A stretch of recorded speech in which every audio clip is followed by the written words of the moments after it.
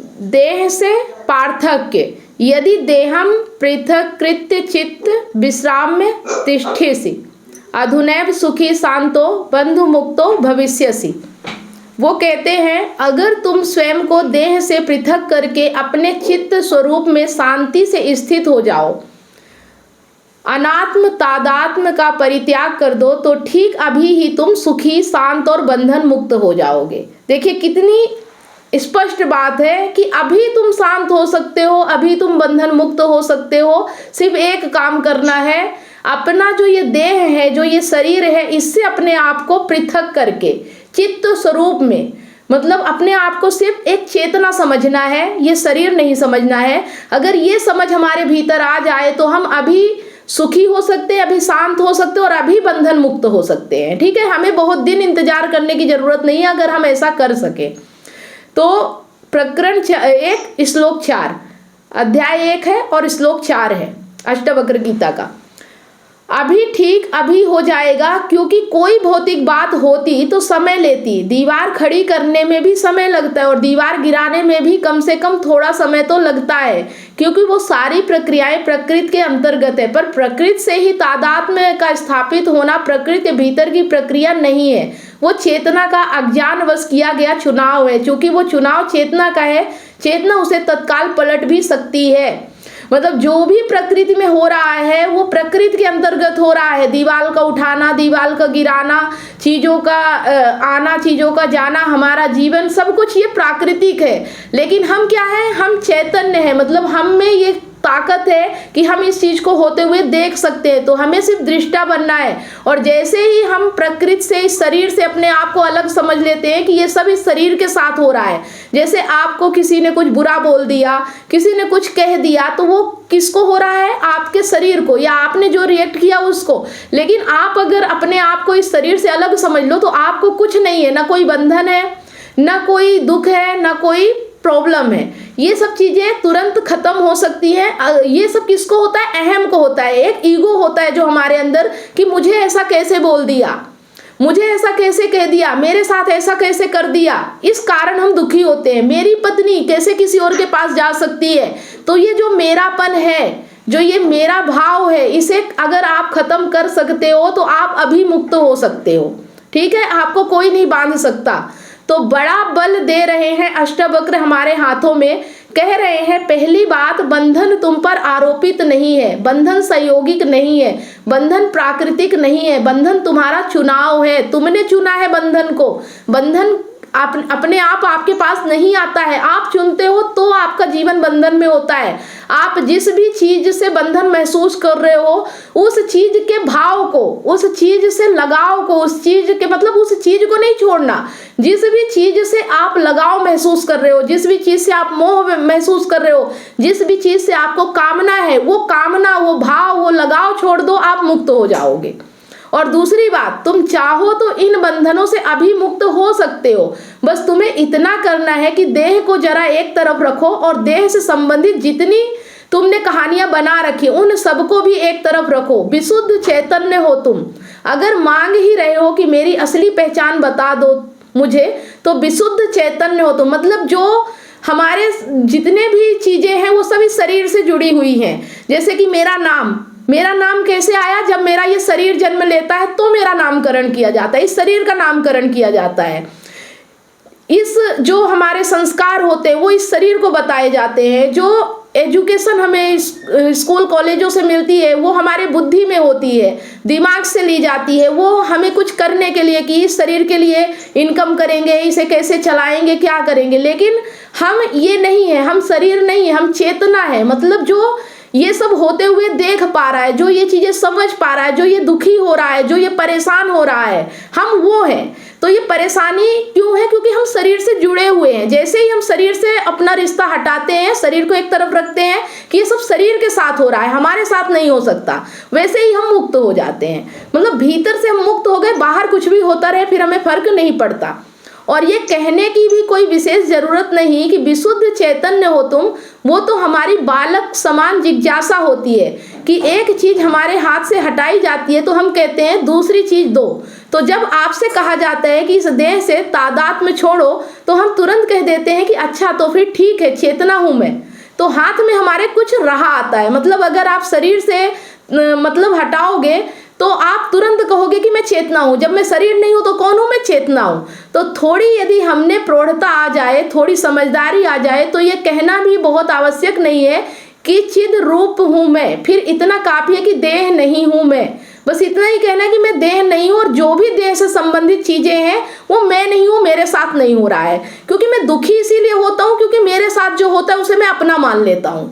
मेरी शादी हुई है, मेरी पत्नी है, मेरा मेरा मेरा घर में पैदा हुआ है, मेरा बच्चा है, तो ये सब जो मेरापन मैं जोड़ लेता हूं ना, उससे मुझे दुख होता है। अगर ये मेरापन हटा के और सिर्फ एक इंसान के रूप में आप जिंदगी जीना शुरू करो, तो जैसे आप किसी बाहरी व्यक्ति के साथ रहते हो, जैसे आप किसी बाहरी व्यक्ति से मतलब संबंध रखते हो, वैसा संबंध आप अपने घर में अगर रख पाओ।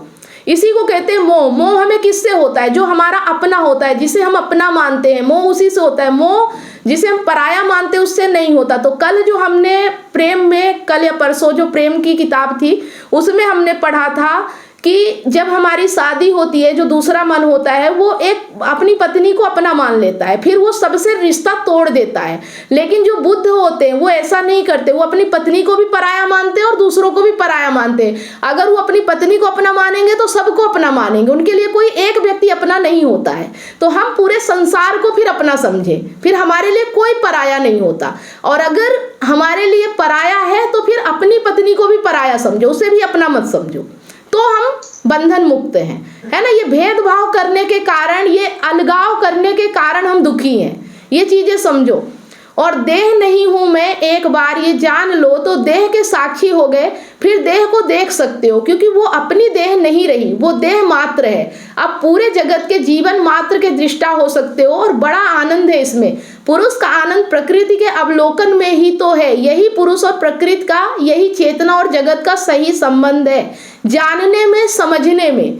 जिस दिन से आप जानना और समझना शुरू कर दोगे, उस दिन से आपके जीवन में आनंद आ जाएगा। तो ये सब कुछ बिखरा हुआ है चारों तरफ, आंखें उसको देख रही हैं, आंखों को देखने दीजिए। आंखें देख रही हैं, जाड़े का समय है, कुनकुनी धूप आपकी टांगों पर पड़ रही है, पड़ने दीजिए। आप वो करिए जो आपको करना है। धूप का काम है विकीर्ण होना, तपना, तपाना। टांगों का काम है एक दिन पैदा होना, विस्तार लेना, फिर धीरे धीरे रोगग्रस्त होना, बूढ़ा होना, और फिर एक दिन जल जाना। मतलब ये टांगों का काम है, और धूप का काम है तपाना। सब अपना अपना काम कर रहे हैं। टांगे पैदा होंगी, बड़ी होंगी, बूढ़ी होंगी, और एक दिन दुनिया से भी चली जाएंगी। तो विस्तार लेना, फिर धीरे धीरे रोगग्रस्त होना, बूढ़ा होना, और फिर एक दिन जल जाना। धूप अपना काम कर रही है, टांगे अपना काम कर रही है। धूप और टांगे मिलकर आपस में अपना अपना काम कर रहे हैं। आप क्यों इसके संबंध में अनावश्यक ही प्रवेश करते हैं? आप इन दोनों को संबंधित रहने दीजिए और जरा दूर से देखते रहिए। उसी दूर का नाम है मुक्ति। और ये बहुत सुंदर बात है कि उसी दूरी का नाम प्रेम भी है, करुणा भी है। मतलब अगर आप किसी चीज से संबंधित नहीं है, अगर आप उसे अपना नहीं मानते हैं, जैसे आप दूसरों को देखते हैं, आनंद लेते हैं, वैसे ही आप अपने शरीर को भी देखिए और आनंद लीजिए कि ये शरीर कर रहा है। ये जो अहंकार है इसको बीच में आने ही मत दीजिए। जानने से अहंकार मिट जाता है। तो हम अक्सर यही सोचते हैं कि प्रेम तो तभी होगा जब लिप्तता होगी, जब आसक्ति होगी। नहीं, जब आसक्ति और लिप्तता होते हैं तो हिंसा होती है। ठीक है, जब आसक्ति होती है और जब लिप्तता होती है तो क्या होता है? हिंसा होता है। जैसे ही आपने किसी को अपना मान लिया, वैसे ही आप उसको बांध लोगे, और जैसे ही आपने उसे बांधा वैसे ही आप भी बंध जाओगे। अगर वो किसी को नहीं देख सकता तो आप भी किसी को नहीं देख सकते। अगर वो किसी से बात नहीं कर सकता तो आप भी नहीं बात कर सकते। कुछ लोग इतने चालाक होते हैं कि पत्नी को तो घर में बैठा देंगे कि बांध के, और खुद अय्यासियां बाहर करते हैं। वो कहते हैं कि पत्नी को तो सही तरीके से रहना चाहिए और खुद चोरी चोरी कुछ भी करके आ जाओ। तो अगर आप चाहते हो कि जैसा सामने वाला है वैसा आप भी रहोगे तभी काम होगा। तो अपने आप को समझना है। अगर कोई आपके साथ नहीं रहना चाहता, कोई आपसे नहीं बंधना चाहता, कोई आज़ाद रहना चाहता है, उसे आज़ाद करो तो आप भी आज़ाद रह पाओगे। अगर आप किसी को बांध लोगे तो उसके साथ आप भी फिर बंध जाओगे। आप अपनी मन की इच्छा नहीं पूरी कर सकते हो। अगर आपने उसे कह दिया कि तुझे मेरे हिसाब से चलना है तो आपको भी फिर उसके हिसाब से चलना पड़ेगा। ये चीज़ आप समझ लो, है ना। दोनों तरफ से बराबर होता है। वैराग्य, अनासक्ति, दूरी, साक्षित्व, ये हैं जो प्रेम के साथ चलते हैं। बंधना, लिपटना, चिपकना, आसक्त हो जाना, एक हो जाना, ये प्रेम की पहचान नहीं है। इसमें तो मोह है, अपूर्णता है, बड़ी बेचैनी है। जैसे ही आप किसी से बंधोगे ना, उसमें या तो मोह हो जाएगा, बेचैनी हो जाएगी, अपूर्णता है, खालीपन है, हिंसा है। इसीलिए प्रेम के नाम पर जो हिंसा होती है वो बिल्कुल अद्वितीय होती है, उसका कोई सानी नहीं होता। बड़ी बड़ी हिंसा हो ही तब सकती है जब कहीं ना कहीं मन मोह में अटका हुआ हो, जब कहीं बड़ी कामना हो, तभी हिंसा होती है। उसी कामना का तो हम साधारणतया प्रेम कह देते हैं। नहीं, वो प्रेम है ही नहीं, वो ऐसे ही कोई छोटी और दूसरी सी चीज है, जिसे हम कहते हैं ना कि मेरी पत्नी किसी और के पास चली गई तो अब मैं उससे बात नहीं करूंगा, अब मैं अंदर से डिप्रेशन में जा रहा हूँ, अब मैं परेशान हो रहा हूँ। ये मेरी पत्नी कहना छोड़ दो, एक स्त्री एक औरत की तरह देखो, उसकी मर्जी, वो जा रही, उससे संबंध बनाना छोड़ दो, आप उससे संबंधित मत रहो, आपका दुख अपने आप खत्म हो जाएगा। अगर आप सोच रहे हो कि मैं जबरदस्ती उसे काबू करके अपने हिसाब से चला लूंगा, तो नहीं कर सकते, ये हमारे हाथ में नहीं है। प्रकृति को अपने हिसाब से चलाना हमारे हाथ में नहीं है। और ये चीज जब हम समझ जाते हैं तो हम मुक्त हो जाते हैं, हम फिर बंधन में नहीं रहते, हम फिर परेशान भी नहीं होते, क्योंकि हम जानते हैं जो चीज हमारे हाथ में नहीं है उसमें हमें दुखी भी नहीं होना है, परेशान भी नहीं होना है। बस हमें अगर साथ रहने में कोई दिक्कत नहीं है तो रहेंगे, दिक्कत है तो नहीं रहेंगे। ये हमारी मतलब चॉइस है, हमारी इच्छा है। तो हम खुद बंधनों को अपने पास रखते हैं, जबरदस्ती कोई बंधन हमारे ऊपर नहीं डाल सकता है ना। हम कोई ना कोई कामना, और फिर हम अपने हिसाब से सबको चलाना चाहते हैं। हम अपने हिसाब से इस शरीर को नहीं चला सकते तो हम दूसरों को कैसे चला सकते हैं। आप अपने हिसाब से शरीर को चला सकते हो। आप कह दो कि आपको नींद ना आए, नहीं आएगी क्या? कह दो आपको भूख ना लगे, कैसे हो सकता है कि ना हो? तो वैसे ही आप किसी और को कैसे चला सकते हो अपने हिसाब से? जब आप खुद को नहीं चला सकते हो, इस शरीर को नहीं चला सकते हो, तो दूसरों पे आपका अधिकार कैसे हो गया? लेकिन हम यही गलती करते हैं कि हम दूसरों को अपने हिसाब से चलाना चाहते हैं। हम चाहते हैं कि हमें जो अच्छा लग रहा है सामने वाला वैसा ही करे। अगर आपको अच्छा लग रहा है तो रहो, नहीं अच्छा लग रहा तो उसके साथ मत रहो। कोई बंधन थोड़ी है, जबरदस्ती थोड़ी है। और ये जो जबरदस्ती और बंधन है तो फिर कहीं ना कहीं हमारा डर, हमारी कामना, हमारा मोह है जो हमें रोकता है और हम उससे आजाद नहीं हो पाते। तो इसको समझ लेने मात्र से हम मुक्त हो जाते हैं। सिर्फ जान लो कि ना मोह है, ना बंधन है, ना कुछ है। ये जो कर रहा है ना, ये अज्ञान है, ये मूर्खता है, यही हमें अपूर्णता की ओर ले जा रहा है, यही हमें परेशानी की ओर ले जा रहा है। इसे जान लो बस। तो मुक्ति, आपको मुक्ति अभी इसी पल मिल जाएगी। आपको बहुत दिनों की जरूरत नहीं है, इसी पल आप मुक्त हो जाओगे। ठीक है? तो प्रकृति के तत्वों को उनका काम करने दो, उनके माध्यम से पूर्णता खोजने का प्रयास मत करो। मतलब प्रकृति के किसी भी चीज से आप ये मत सोचो कि मैं पूर्ण हो जाऊंगा, मुझे खुशी मिल जाएगी, क्योंकि प्रकृति में अधूरापन है, अपूर्णता है, कामना है, मोह है, इसके अलावा कुछ नहीं है। शांति तो प्रकृति में है ही नहीं। शांति सिर्फ अपने जानने में है। जान लिया कि वहां शांति नहीं है तो आप शांत हो जाओगे। जब आपको पता चल जाता है ना कि कोई चीज हमें इस चीज से नहीं मिलने वाली, तो आप कैसे शांत हो जाते हो? फिर आपकी उम्मीदें खत्म हो जाती हैं। जब तक आप नहीं जानते हो, जब तक आपको लगता है इससे कुछ मिल जाएगा, तब तक आप प्रयास करते रहते हो, तब तक आप भटकते रहते हो। लेकिन जब ये पता चल जाए कि जिस चीज के पीछे आप प्रयास कर रहे हो, जिस चीज के पीछे आप भाग रहे हो, उससे आपको कुछ नहीं मिलने वाला, तो फिर क्या आप बेचैन होगे, परेशान होगे? नहीं होगे। तो मात्र जान लेने से आप मुक्त हो जाते हो। ठीक है? जानना क्या है कि बाहर कुछ नहीं मिलने वाला। आप जो भी कुछ कर रहे हो उससे आपको कुछ बड़ा नहीं मिल जाने वाला। बस वो हो रहा है क्योंकि ये हाथ पैर, आंख, नाक, कान है, ये अपना काम कर रहे हैं। इनको अपना काम करने दो। ये अपने हिसाब से सब कर सकते हैं। बस आप मत घुसो कि मैं कर रहा हूँ। ठीक है? वो सब अपने हिसाब से करेंगे। अगर आपको बहुत भूख लगी है ना, तो आप खाना ढूंढ ही लोगे, चाहे कैसे भी हो जाए। आप भूखे नहीं मरोगे, आप खाना ढूंढ लोगे। ये आपका शरीर जानता है खाना कैसे ढूंढना है। ठीक है? आपको बाथरूम आ रही है, आप टॉयलेट ढूंढ लोगे, कैसे भी ढूंढ लोगे। तो जो चीज हो रहा है शरीर को, वो सब जानता है उसे कहाँ करना है, कैसे करना है। आप तो आनंद में रहो, जो भी कर रहा है उसे बस देखो कि हो रहा है, आप कहीं नहीं हो। ठीक है? तो प्रकृति के तत्वों को उनका काम करने दो, उनके माध्यम से पूर्णता खोजने का प्रयास मत करो। जब झूठा ज्ञान माने अज्ञान होता है तो चेतना मान्यता बना लेती है कि वो अधूरी है। अब अधूरी है और पूरापन स्वभाव है, पूरा हुए बिना चैन आता नहीं, तो फिर पूरा होने के लिए वो देह का इस्तेमाल करती है। और देह कहाँ है? देह के अनुभव के अनुसार देह इस विशाल जगत में है। देखिए कैसे पूरी प्रक्रिया चलती है। चेतना अधूरी है और चेतना देह से संबंधित है, तो चेतना कहती है इसी देह का प्रयोग करूंगी तो पूरी हो जाऊंगी। और देह कहाँ है? देह संसार में है, तो देह का इस्तेमाल कहाँ करोगे आप? फिर संसार में करोगे। तो चेतना देह के माध्यम से संसार के बाजार में निकल पड़ी है अपने लिए चीजें प्राप्त करने। कभी खरीद लिया, कभी लूट लिया और सोचते हैं कि ऐसे ही कर करके देह की तृप्ति चेतना की तृप्ति बन जाएगी। नहीं, देह की तृप्ति चेतना की तृप्ति नहीं बनती है। थोड़ा हम और उसमें विस्तार बता देते हैं, सावधान कर देते हैं कि देह की तृप्ति का अर्थ मात्र स्थूल भोग ही नहीं होता, कि जैसे सोना, कि जैसे खाना, जैसे काम वासना की पूर्ति, सिर्फ इसी को नहीं कहते देह के सुख। भावनाएं, वृत्तियां, भीतरी आवेग, ये सब भी देह जनित ही होते हैं, देह से ही उठते हैं, तो इन पर चलना भी देह का तादात्म्य ही है। अगर आप ये सोचते हो कि सोने से, खाने से, काम वासना की पूर्ति से देह को सुख मिल जाएगा, तो ऐसा नहीं है। फिर इनसे भावनाएं, वृत्तियां, भीतरी आवेग, ये सब भी इस देह के कारण ही उठता है। जो आप इससे कामना करते हो ना, तो फिर भीतर भी ये सब इसी के कारण उठता है। आप जब भूखे हैं और आप जब भावुक है, वो लगभग एक ही बात है, क्योंकि दोनों ही देह से संचालित गतिविधि है। भूख तो हमें दिख जाता है, देह की बात है। भावना हमें नहीं दिख पाती कि देह की बात है। हम भावना को कहते हैं ये मानसिक है या हृदय से उठ रही है। नहीं, भावना भी ना मन से ना हृदय से उठ रही है, भावना भी शरीर से ही उठ रही है। जो भावना उठती है ना मोह की, जो कि हम, मुझे ये करना है, मेरा कर्तव्य, ये सब भी देह से ही उठ रहा है। ये कोई ऐसा नहीं है कि आपका माइंड सोच रहा है या आपके मन से उठ रहा है या आपके मतलब ये सब आप भीतर से कर रहे हैं। ये सब भी देह से ही उठ रहा है। इस चीज को समझो कि जो देह है वही आपकी भावना है। जब दोनों चीजों को आप समझ लेते हो, जिसका आप मन कहते हो वही शरीर से उठ रहा है, तो भावना और कहाँ से उठेगी? आप देखते नहीं है क्या? आप खा पी ले कुछ अलग तो आपकी भावना बदल जाती है। कोई नशे में आ जाए तो उसकी भावना बदल जाती है। शरीर में थोड़ी ऊंच नीच हो जाए तो भावना बदल जाती है।